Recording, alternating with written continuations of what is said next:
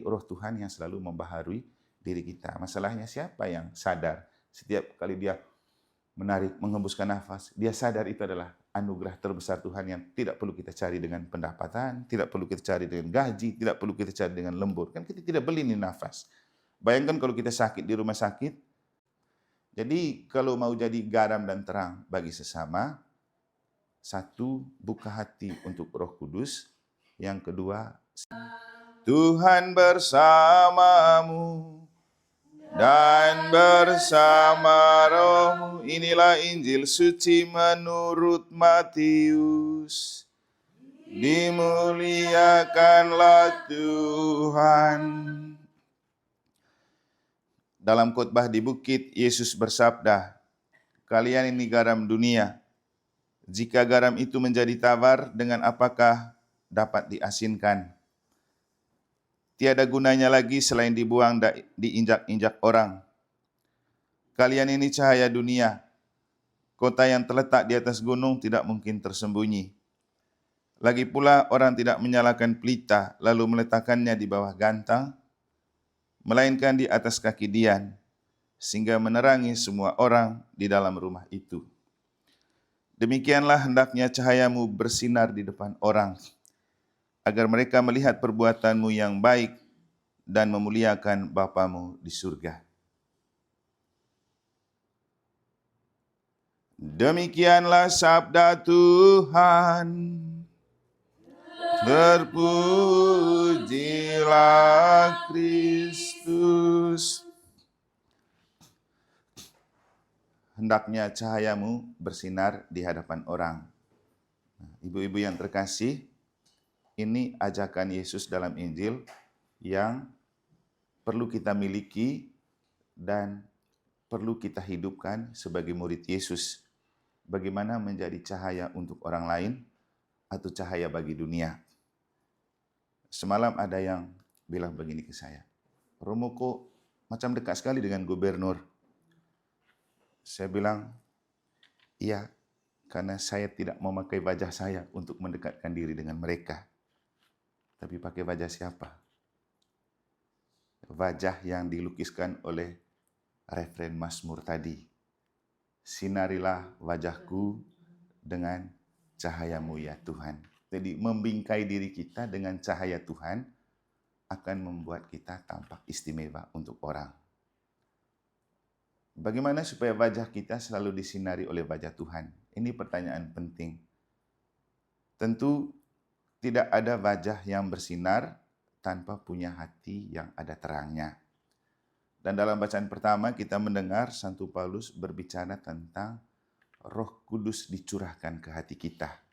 Kan baru saja 2 hari ini kita sudah merayakan Pentakosta. Pertanyaannya, sejauh mana Roh Kudus itu ada di dalam diri kita yang sudah merayakan Pentakosta? Jangan sampai baru 2 hari sudah hilang Roh Kudusnya. Nah, bagaimana supaya Roh Kudus itu tetap terpatri di hati dan bisa menjadi cahaya yang menerangi seluruh diri kita? Jadi kalau sudah ada Roh Kudus di hati, kan dia menjadi senter gitu, senter untuk menerangi pikiran, senter untuk menerangi wajah, sehingga pikiran kita itu selalu inspiratif dan wajah kita itu selalu shining brightly gitu. Sehingga setiap orang yang memandang dan melihat merasa ada sesuatu yang menarik dan suka begitu. Mungkin tadi malam ada yang masih ingat ketika saya bercerita tentang pertama kali saya ketemu gubernur itu di Lombok Raya, waktu menghadiri kegiatan Dharma Santinya teman-teman Hindu. Kan belum pernah ketemu sebelumnya. Tapi begitu ketemu, kita langsung seperti orang yang sudah sangat dekat. Maka orang semua heran. Kita salaman, cipika-cipika, dan bahkan termasuk Sikda waktu itu dan beberapa pejabat heran. Ini orang mana sih kok sudah dekat sekali dengan gubernur. Lalu tadi malam saya bilang apa? Itulah kalau pemimpin itu punya spiritualitas. Bukan hanya profesionalitas, tapi spiritualitas. Bagaimana kepemimpinannya itu dijiwai oleh roh, sehingga dia selalu menarik dan memikat. Nah, itulah yang perlu menjiwai kita.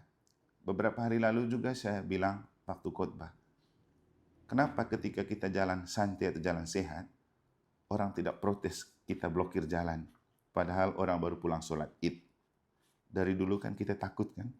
Takut dengan mayoritas. Kenapa? Kita tidak pernah percaya kalau Tuhan bekerja dan Roh Tuhan berkarya, segala yang menakutkan itu pasti akan berjalan dengan baik. Yang paling penting itu kita jiwai diri kita dengan Roh Tuhan.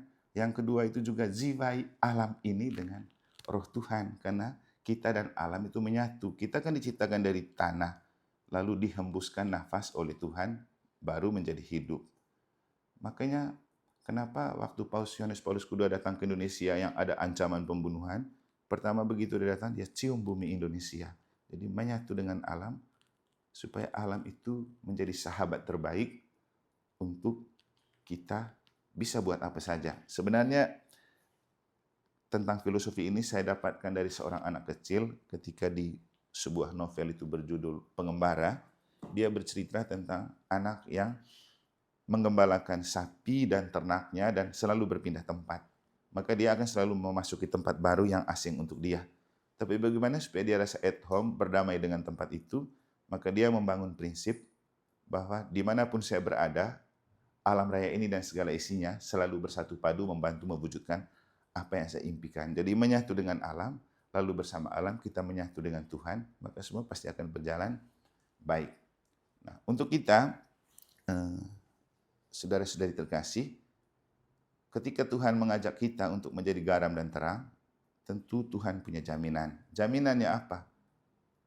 Membiarkan Roh Kudus menghuni hati dan seluruh diri kita, dan membiarkan wajah kita itu disinari oleh wajah Allah. Maka datang di hadapan sakramen Maha Kudus seperti ini sebenarnya kita pingin supaya cahaya yang memancar dari tubuh Kristus yang kita sembah itu terpatri di dalam diri kita supaya hati dan diri kita juga memancarkan cahaya ilahi. Ini kan soal percaya atau tidak. Kalau kita datang dengan tidak percaya, memang pulang tetap muka kusut gitu.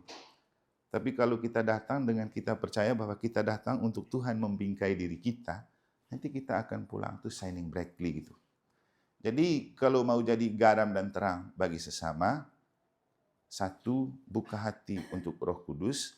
Yang kedua, sinari wajah kita dengan wajah Allah. Maka berjumpa dengan Allah itu penting dalam doa. Kita itu orang Katolik sebenarnya paling mudah. Kenapa? Kalau mau berjumpa dengan Allah tidak perlu doa-doa kusuk-kusuk kayak gini kan. Di mana saja kita berada, kita menyadari kehadiran Allah. Waktu saya berdoa keliling tanah di belakang kan saya pakai pakaian olahraga itu. Tidak perlu pakai jubah, tidak perlu. Kenapa? Hati yang lebih penting, hati yang selalu menyatu dengan Tuhan dan kesadaran bahwa hidup itu milik Tuhan. Bahkan orang bilang setiap kali kita menarik dan menghembuskan nafas, kita menyadari Roh Tuhan yang selalu membaharui diri kita. Masalahnya siapa yang sadar setiap kali dia menarik, menghembuskan nafas, dia sadar itu adalah anugerah terbesar Tuhan yang tidak perlu kita cari dengan pendapatan, tidak perlu kita cari dengan gaji, tidak perlu kita cari dengan lembur. Kan kita tidak beli nih nafas. Bayangkan kalau kita sakit di rumah sakit, kita pakai oksigen, bayar itu berapa itu? Mahal ya, untung pakai BPJS, kalau tidak. Tapi yang gratis ini, orang tidak pernah menyadari kalau itu anugerah terbesar Tuhan untuk kita. Dan setiap kali kita menyadari itu, nanti Roh Tuhan selalu menjiwai dan membingkai kita, sehingga kita itu tidak perlu terlalu banyak facial gitu. Nanti akan sendirinya cerah dan ceria, karena itu inner beauty, kecantikan dari dalam. Sehingga untuk kita diminta jadi garam dan terang, tapi juga kita belajar banyak dari garam dan terang. Perbandingannya begini. Saya mengerti garam itu ketika lihat proses garam itu dibentuk. Kan kita tinggal di Riau, habis itu saya di Bima. Ternyata garam itu air laut dimasukkan di tambak, lalu dibiarkan berapa lama untuk matahari panasin itu air laut, lalu menjadi garam. Kalau tidak bisa jadi garam. Artinya seseorang menjadi garam harus terus dipanasin. Dan garam itu menjadi enak kalau ibu-ibu kan suka garamin sayur kan. Harus sayurnya dalam kondisi mendidih dan panas supaya garamnya larut. Berarti harus panas dan diaduk. Pribadi kita kalau mau menjadi garam untuk sesama, memang harus dipanas-panasin terus. Ketemu dengan orang yang komentar aneh-aneh, ketemu dengan orang yang omong sembarang-sembarang, yang bikin kita panas terus. Nah, itulah ciri seorang yang dipakai oleh Tuhan. Dipanasin terus, dibakarin terus seperti emas kan. Jadi aslinya keluar karena sering dibakar. Makanya hidup itu jangan selalu menjadi orang yang pingin disukai banyak orang, pingin dipuji banyak orang, maunya dianggap baik. Kalau saya pribadi, saya tidak suka dianggap orang baik. Saya lebih suka tidak disukai, tapi justru dari situ orang menemukan bahwa ternyata saya salah sangka tentang dia selama ini. Saya mengalami itu di Mataram. Yang pertama salah sangka itu lama-lama berpikir, dulu kita salah menilai ya. Ya itulah, hidup itu kan memang seperti dalam tanur api. Kemurnian hati dan emas diuji dalam tantangan dan kesulitan seperti garam baru terbentuk setelah dipanaskan oleh matahari. Dan menjadi enak dalam sayur kalau masukkan dalam sayur yang sedang mendidih dan panas lalu diaduk-aduk. Kita itu perlu diaduk. Hidup itu jangan mau enaknya saja. Perlu diaduk dan diuji. Itu di Mazmur ada ditulis, diaduk dan diuji dalam tanur api. Sama dengan 3 orang pemuda kan, Nebukadnezar, Sadrak dan Abednego. Dibakar di dalam api oleh Raja Nebukadnezar. Semakin dikasih panas, semakin mereka enjoy. Dan akhirnya apa? Raja melihat ada 4 orang di dalam api. Ternyata malaikat datang untuk membawakan kedinginan. Lalu raja bilang apa? Kok ada anak kecil di situ? Sebelumnya 3 orang pemuda bilang ini apa? Kau bakar sudah kami. Mana yang lebih hebat? Kau punya dewa atau kami punya Tuhan? Hasilnya mereka tidak terbakar dan kemudian raja percaya ternyata benar ya mereka punya Tuhan. Jadi orang itu percaya kita beriman ketika kita tangguh menghadapi tantangan kesulitan. Masalahnya kita kan tidak mau ditantang, tidak mau yang sulit. Padahal Yesus sudah bilang, siapa mau mengikuti aku, menyangkal diri, memanggul salib, lalu mengikuti aku. Jadi kalau mau yang enak-enak saja tidak cocok untuk orang beriman. Nah, sekarang jadi terang. Lama-lama saya paham itu tenaga listrik seperti lampu solares, apalagi yang lain pakai cahaya matahari itu kan. Kalau mendung kan redup dia. Tapi kalau cahayanya terik, terang dan lama dia. Artinya, sesuatu itu menjadi terang bagi sesama kalau dia diterangin. Nah, kita juga kalau mau jadi terang bagi sesama, harus terus diterangi oleh sabda Allah.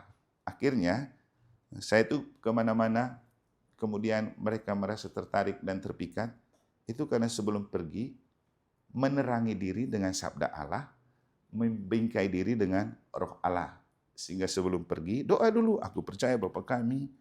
Terus yakinkan lagi pribadi bahwa aku tidak seorang diri, sebab Bapa menyertai aku. Sehingga begitu kita pergi dengan wajah dan cahaya Allah. Bukan berarti bahwa perlu suci dan kudus. Kita semua manusia yang lemah dan berdosa.